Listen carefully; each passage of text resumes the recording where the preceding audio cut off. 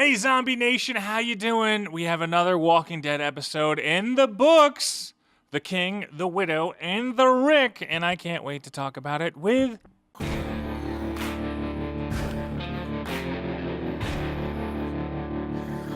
Before we delve into The King, the Widow, and the Rick, I just want to thank everybody who's watched our videos in the past, everybody who likes Monkeys Fighting Robots on Facebook, and has subscribed to our videos on YouTube.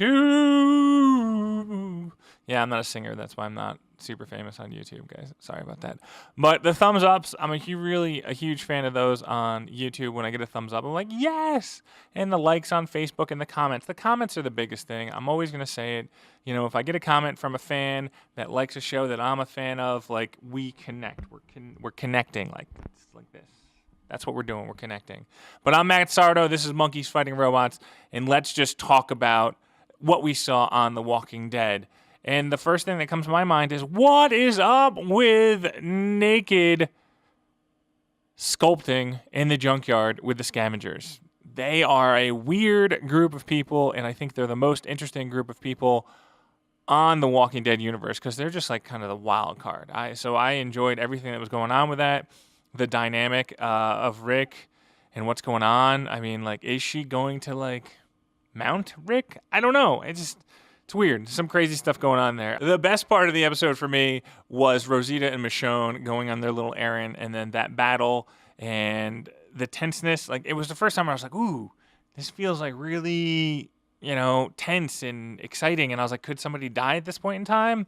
And somebody did die. Somebody totally died. And that's what I love about The Walking Dead. The Walking Dead is like, hey, how do we kill somebody? And they must have like a giant checklist on the wall where they're like, okay, we've impaled, dynamite, all this other stuff. Where we go? Oh, we haven't given somebody a rocket launcher to the chest. That's what we're going to do this episode, a rocket launcher to the chest. And they just kind of explode and just disappeared. And I thought that was brilliant. And that was like a big punch. The punchline to that story. And I was like, oh, we got this.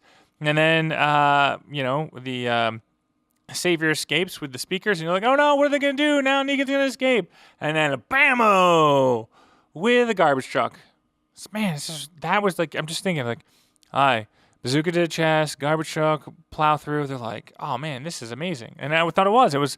Everything was paced out really well, with that storyline. Like, the conversation between Michonne and Rosita was good, and then like the action flowed, and then when the punchlines hit, it was like bam, and then there was enough delay where you're like, boom, garbage truck.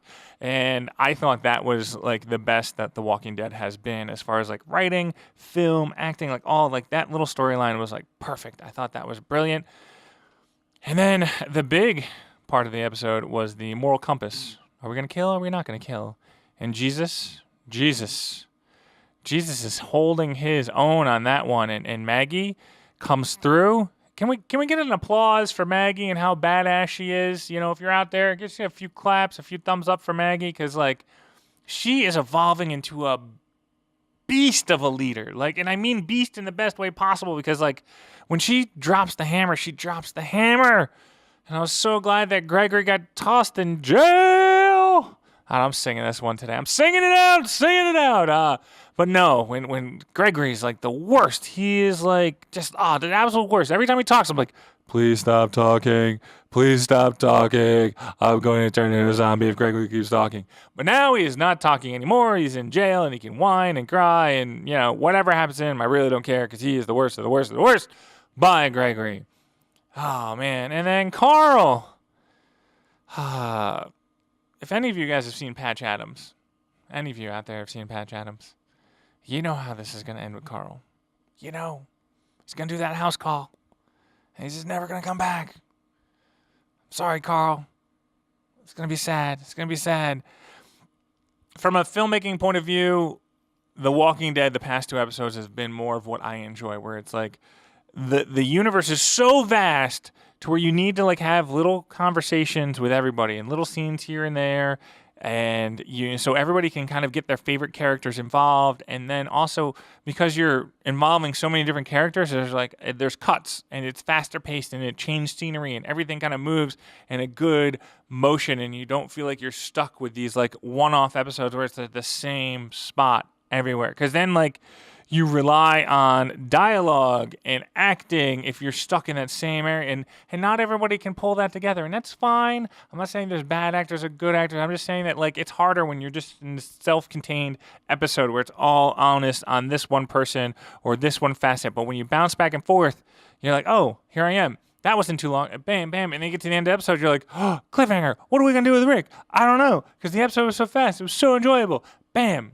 I really enjoyed the past 2 episodes of The Walking Dead. I really, just the pacing just works for me. I know some people like them. It's fine. You tell me what you like because I like you. I like The Walking Dead. This is Monkeys Fighting Robots, if you didn't notice. And I'm still full from turkey, guys. I'm really full with turkey. I eat too much turkey. It was like I thought the apocalypse was coming. I didn't save anything. I was like, we eat all the turkey possible, guys.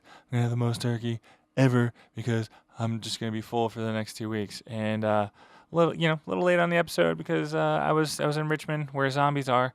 But I apologize for that. We'll be back on schedule for the rest of the year and closing out with the mid-season finale where somebody's going to die. Who do you think's going to die in the mid-season finale? Who do you think is going to die in the mid-season finale of The Walking Dead?